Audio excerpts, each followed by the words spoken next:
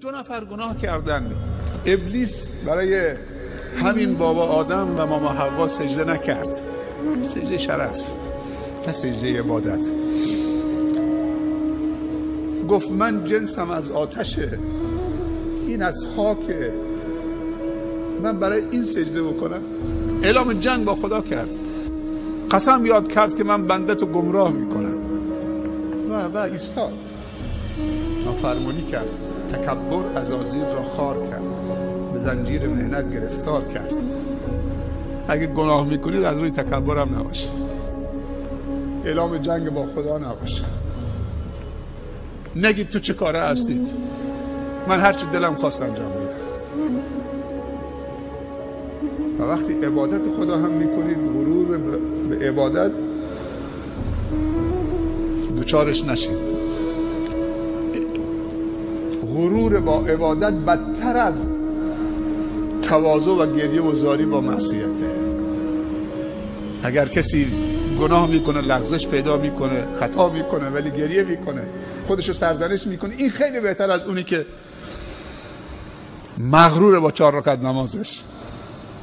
وقتی سجده میکنید دعا بکنید خدایا خودت مهر قبول بزن دیگه، بیشتر از من بر نمی آمد، همین چیز ناقصه ناچیزه، خدایا تو مهر قبولش بزن تا لایق و زیبنده درگاه تو باشه.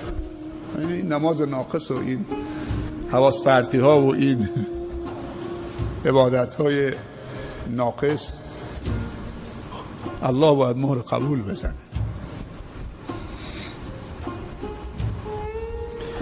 عجیبه، اون یکی رانده شد، رجیم شد، ملعون شد، این دوتا دست تواضع بلند کرد. هر دوتا گناه کردن، نافرمانی، فرق نمیکنه تو از درخت نکنی یا سجده برای آدم نکنید، مهم که تو نافرمانی خدا کردی. یکی از روی تکبر بوده، یکی از روی ضعف اراده بوده. اما بابا آدم و ماما حوا وقتی که لباس از تنشون افتاد دیگه، فهمیدن که اشتباه کردن، دوتاییشون دست بلند کردن. برادرمون ستارم خون دنباله آیات ربنا ظلمنا انفسنا و ان لم تغفر لنا و ترحمنا لنکونن من الخاسرین. همون دستشون پای همجور میلرزوندن، دستشون همون دستشون پایین نیامده بود که چه خداوند قبولشون کرد. 2 نفر گناه میکنن، یکی رانده میشه، یکی پذیرفته میشه. داستانش چیه؟ اون یکی گناه از روی تکبر بوده، این یکی از روی ضعف اراده بوده. یک گناهی دیگه یکی از علتاش جهله. یه وقت تو نمیدونی که این گناهه، مرتکب میشی، یه دوستی بعد از سالهای سال بهت میگه برادر تو نمیدونی که این کار درست نیست، در شریعه خدا ببخشه توبه نصوح، من نمیفهمیدم، کسی به من نگفته بود که این گناهه، حالا که فهمیدم دیگه توبه نصوح دیگه نمی‌کنم. سبحان الله. این هم مشکلی نداره.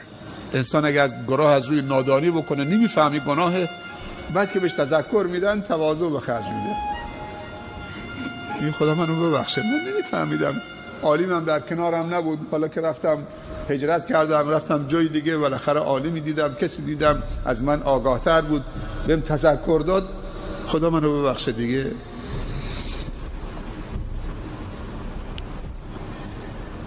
پس 3 تا علت برای گناه وجود داره، یکی تکبر، یکی جهل، یکی ضعف اراده. سوال اینجاست ضعف اراده رو با چی تقویت بکنیم؟ این غفلت و ضعف اراده رو با چی تقویت بکنیم که دیگه گناه نکنیم؟ دوست داریم گناه نکنیم ولی نمیتونیم، گریه میکنیم تو سرمون میزنیم، خودمون فردا دوباره انجام میدیم، توبه میکنیم دوباره انجام میدیم. علما میگن این ضعف اراده رو با دوستانی قوی تر از خودت میتونید برطرف کنید. دوستانی که ارادهشون ضعیفه، از تو ضعیفترن، اونا رو عوض کن. اگه تصمیم جدیه برو تو جمعی قوی تر از خودت، چون پیامبر صلی الله علیه و سلم فرموده الواحد و شیطان، یک نفر یه شیطانه. خواهی اشتباه کرده خودتی دیگه، 2 نفر هم 2 تا شیطانه، چون اگه تو خودت ضعیف بودی اون رفیقت هم ضعیف بود چی میشه؟ کسی دیگه نیست.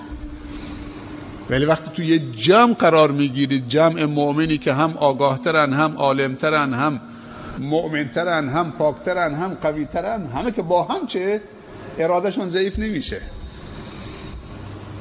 بعدم توصیه بکن به دوستانت که کمکم بکنید، من ارادم ضعیف شده. گناه میگن چند تا مرحله داره. اول لذت داره، بعد از مدتی دیگه لذتش از بین میره، فقط ضعف اراده است، تبدیل به عادت میشه. وقتی گناه از لذت تبدیل به عادت شد خیلی سخته، دیگه لذت هم نمیبره، فقط حالا دیگه ارادهش ضعیف شده، تبدیل به عادت شده. دوستان قوی‌تر، همنشین تو به باید تا تو را عقل و دین بیفزاید. دوست خوب یک سرمایه است، خیلی کمک آدم میکنه. این دوست خوب میتونه پدر و مادر آدم باشه. دوست خوب میتونه برادرت باشه، بزرگتر، خواهرت. بعضی بچه های کوچک سبب توبه پدرانشون شدن، باور بکن. بعضی دختر بچه ها سبب توبه مادرش شده، بعضی شاگردان سبب توبه استادشون شده. دوست خوب سبب هدایت دوستش شده. همسر خوب در زندگی واقعا یک سرمایه است. هیچ نعمتی بعد از نعمت ایمان معادل یک همسر مؤمن صالحی که همراهت باشه، همسفرت باشه، صبور باشه، تو فکرت باشه، کمکت بکنه.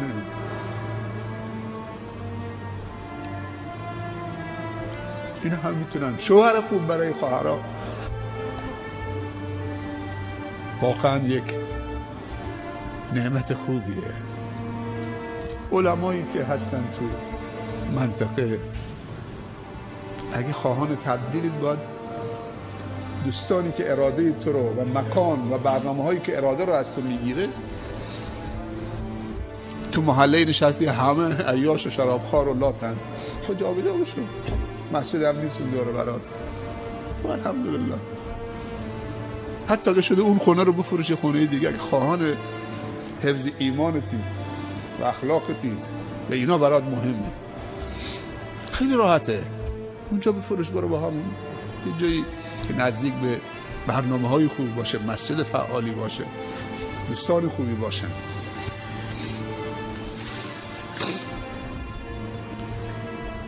یه جمله آخرم بگم. علما میگن انسان گناه میکنه بخواد یا نخواد، اما مهم گناه کردن نیست. گناه بده ولی انسان گناه میکنه. ولی بدتر از گناه 4 چیزه، اینو داشته باشید. یک، اصرار بر گناه. خود گناه بده ولی بدتر از خود گناه 4 چیزه.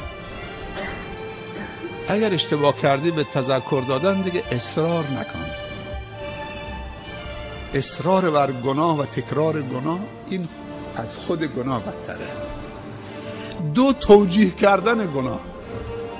وقتی گناه کردی دیگه توجیه نکن. گناه استغفار میخواد، توبه میخواد، عذرخواهی میخواد، مثل بابا آدم. دیگه توجیه نکن. نگاه بر صورت خوبان حلال است، فلان حالا نمیدونم فلان، این چیزی برای خودش داره توجیه میکنه. نه این اسمش، این آب هویجه، این آب انگوره.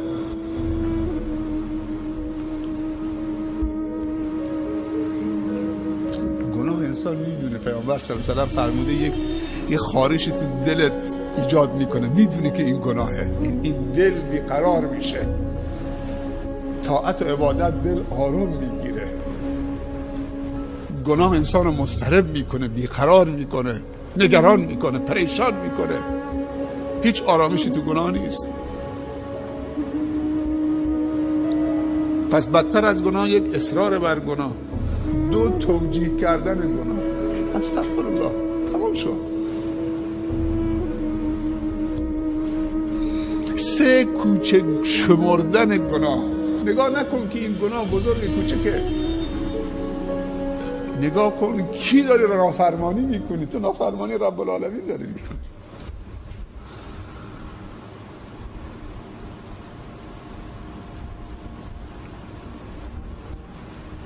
گناه هر چند که کوچک باشه کوچک نشمار. یک کم در بر بگردیم درباره ایمان صحابه بگیم.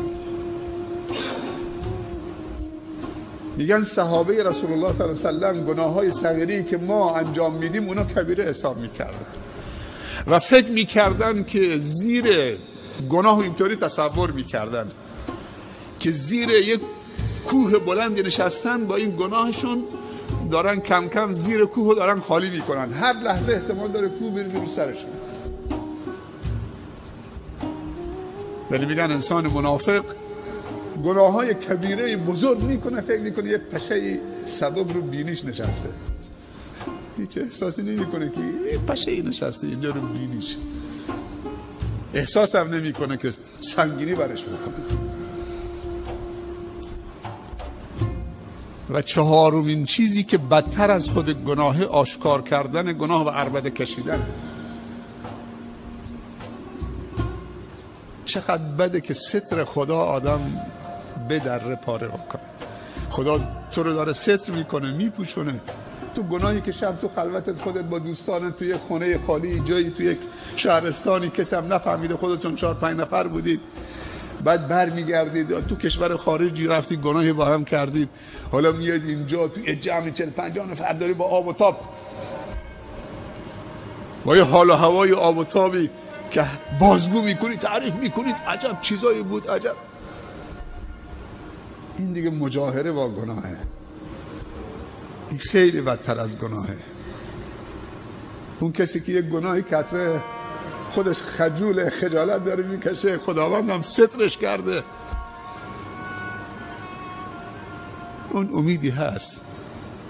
چقدر خداوند ما رو داره ستر میکنه.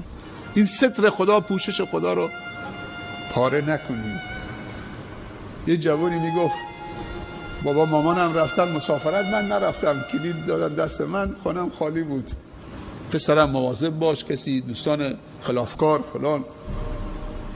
نه بابا جان خاطر جمع باشه، خیال راحت باشه. رفت. سبحان الله. دیگه ما شب نشینی هامون شروع کردیم. این کلید خونه، بابام رفته مسافرت دور، تا 10-15 روز دیگه شاید نیان. دیگه بساطی و شرابی و دیگه خدا چطوری سترم کرد. خودش میگه این جوونو، میگه دوستان